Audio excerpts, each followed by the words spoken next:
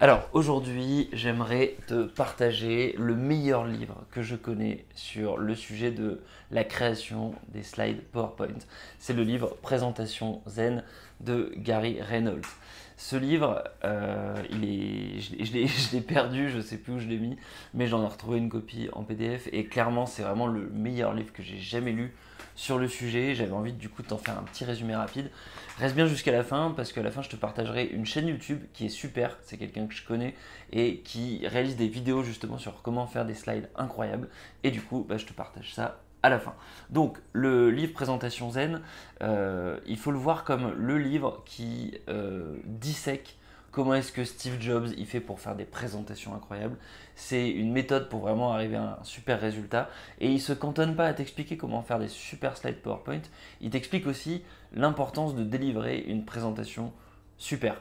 Donc le début du livre c'est un petit peu ça, c'est comment est-ce que tu vas pouvoir à quel point c'est important en fait au jour d'aujourd'hui de réaliser des présentations qui sont vraiment mémorables. Il y a tout un aspect zen, le livre s'appelle Présentation Zen, tout un aspect sur le fait que une belle slide c'est quelque chose d'artistique, c'est quelque chose qui se suffit à lui-même, que tu vas pouvoir contempler comme une œuvre d'art. Et donc ça se prépare, c'est pas juste de l'information, c'est quelque chose qui s'appréhende avec de l'émotion, qui s'appréhende avec du design, qui s'appréhende avec un équilibre, un peu comme un jardin japonais qui du coup ne se définit pas simplement par la simple composition et les simples éléments qui composent ce jardin.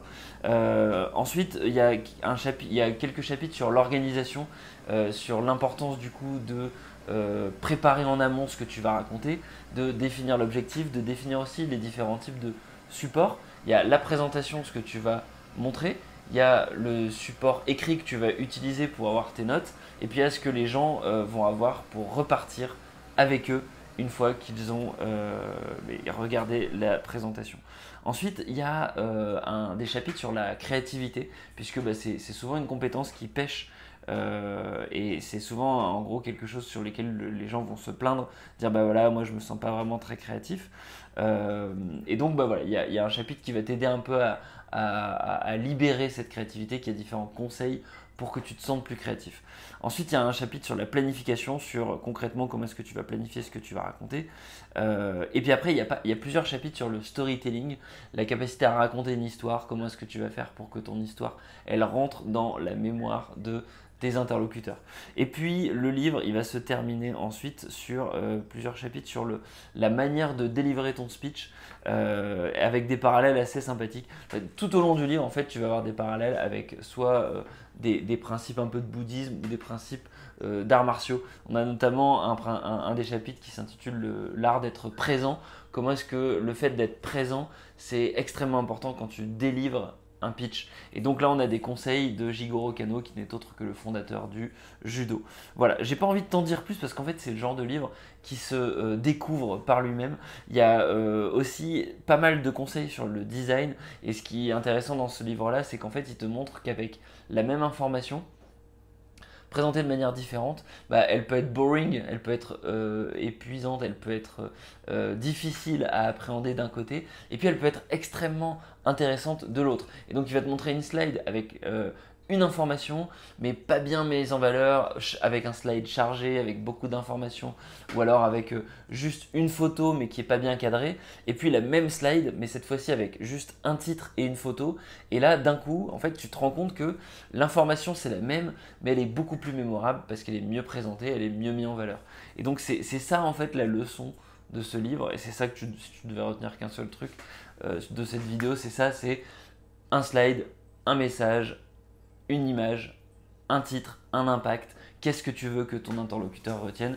Et c'est la simplicité, c'est le maître mot du livre, c'est la simplicité qui est le plus important. Alors, je t'ai dit en début de vidéo qu'il y avait une chaîne que je recommande, et cette chaîne c'est Captain Slide. Je vais peut-être essayer de te la montrer rapidement.